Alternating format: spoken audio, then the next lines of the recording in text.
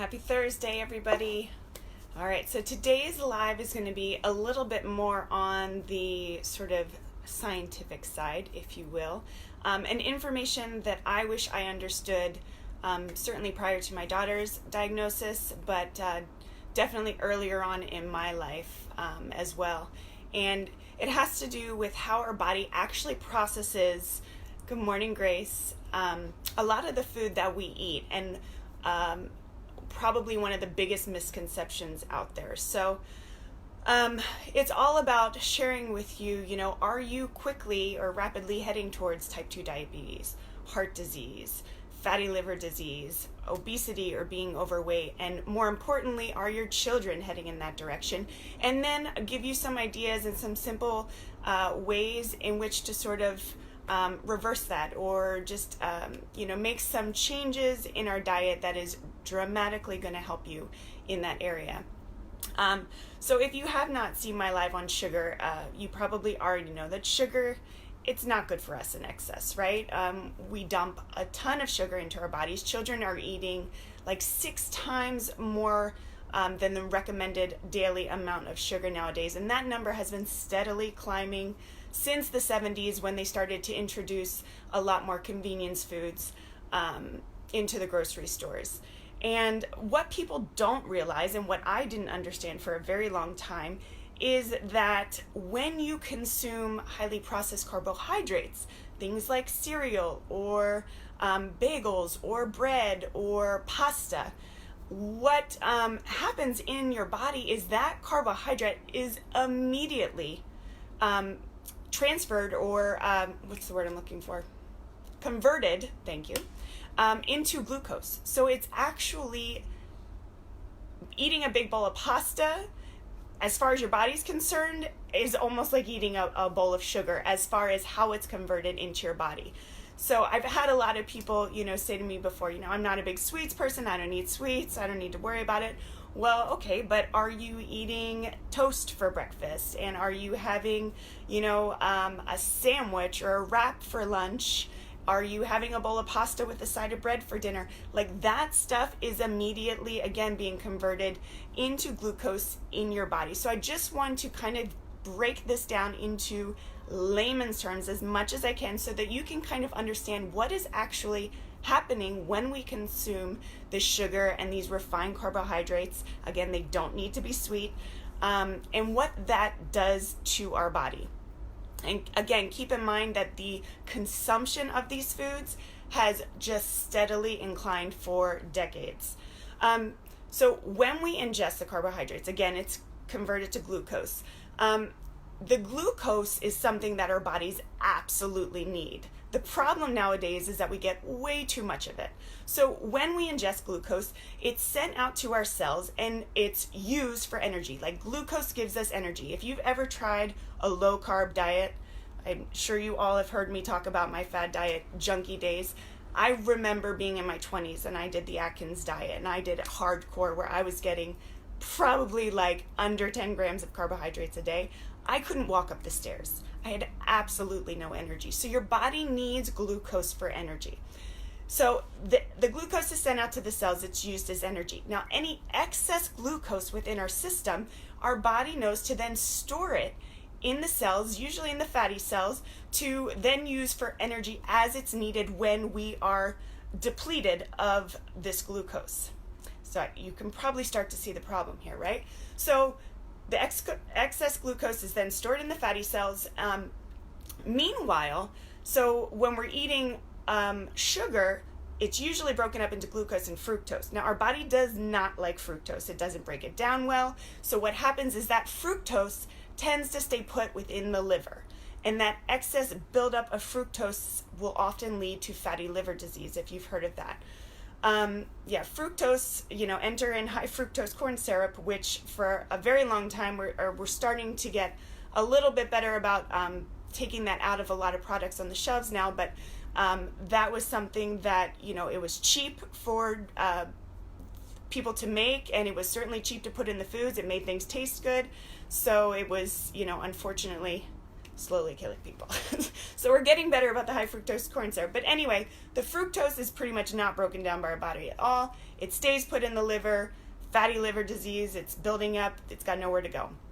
Meanwhile, the glucose, again, is still going out into our bloodstream. It's being stored into our fat cells. So the problem is, again, this ever-flowing supply of glucose. Again, whether it's sweets, whether it's in our lattes, our frappuccinos, or whether it's in ice cream or pasta or bread or pizza, whatever it is, our bodies are just getting this ever constant flow of carbohydrates or sugars into our body, and our body has nowhere to store it. I mean, it's literally at a tipping point where it has nowhere to go. So this fat that's being stored, if you haven't heard the term visceral fat, this is the sort of fat that's a very dangerous fat, because it's not the fat necessarily under our skin. It's the fat that is stored in and around our organs. And here's the bad news. You don't have to be obese or fat to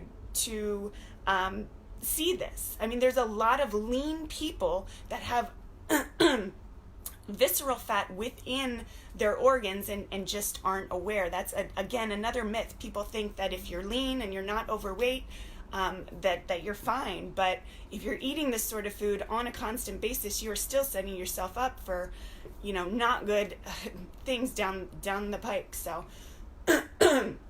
So that is something, again, that I want you to take away with today. Like, it doesn't have to be sugar. All of these refined carbohydrates are still getting stored in our body. It is causing massive, massive, massive issues, both now and in the long term.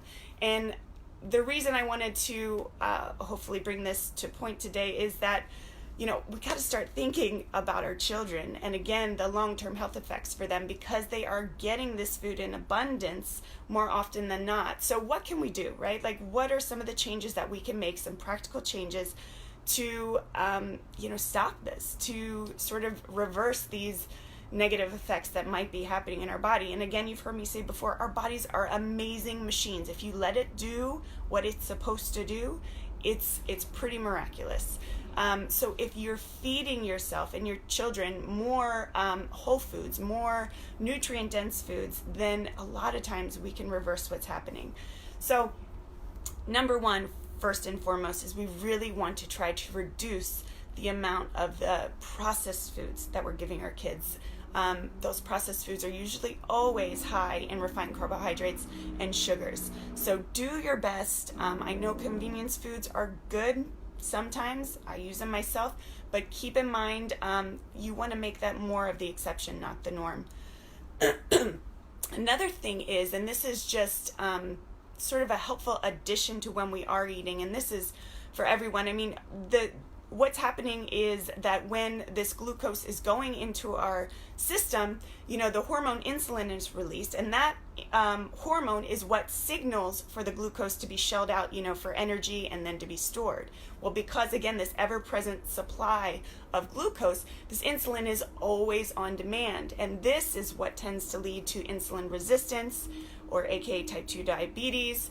And this typically will happen first because, that's just our body can't process all the glucose that's coming at it. So a lot of times if you're pre-diabetic, that's what's happening. Your body is trying to tell you, like, slow down. We cannot handle all of this glucose that is coming into our system. So my second tip for that, to sort of keep the spike from occurring, if any of you have heard of the glycemic index, when your body, certain foods just have a higher glycemic index. If you eat a potato versus maybe a bowl of brown rice, there's a different glycemic index. Potatoes are much higher. When you eat a meal, if you're conscious about adding like a protein, a fat, or fiber, protein, fat, or fiber, that's going to help with decreasing that insulin spike and will lower your risk of insulin resistance over time. So that's something to keep in mind with your meals. Maybe instead of just a bowl of pasta with a side of bread, maybe you add some lentils into your red sauce, or you have some grilled chicken on top of your pasta, Or instead of the bread, you have a side salad with some chickpeas and avocado. I mean, I don't know. I'm winging it off the top of my head, but I think you get the point. Instead of just a full refined carbohydrate meal, we're going to replace some of those items with some better fiber, protein, or healthy fats. And that will help to lower that insulin spike within your system. And then lastly, I mean, I preach this all the time. I've got, ebooks out there. If you need help with this, let me know. But you need to start making baby steps to actually start making some of your own food from home. Whether you just start with a breakfast in the morning, whether it's, snacks when the kids get home from school. Something that you know exactly what's going to their system. Like something as easy as a sliced apple with some good peanut butter or almond butter, something that doesn't have the palm oil and the sugar in it. Start reading your labels, ladies. They add it into everything, but there are products out there that don't have the added sugar. So keep an eye on that. Look at your labels. And so there's, just 3 ways in which we can start to decrease the attack that our body is under from this continual supply of both refined carbohydrates and processed sugars. So hopefully that was helpful. I know that, it can be confusing, and a lot of people approach me because their family or loved ones are either pre-diabetic or type 2 diabetes, and they're not taking very good care of themselves. So if I can be of any help, make sure to comment or send me a DM and we can chat. But hopefully you guys have a great rest of your weekend, and I will look for you here next Thursday, if not sooner.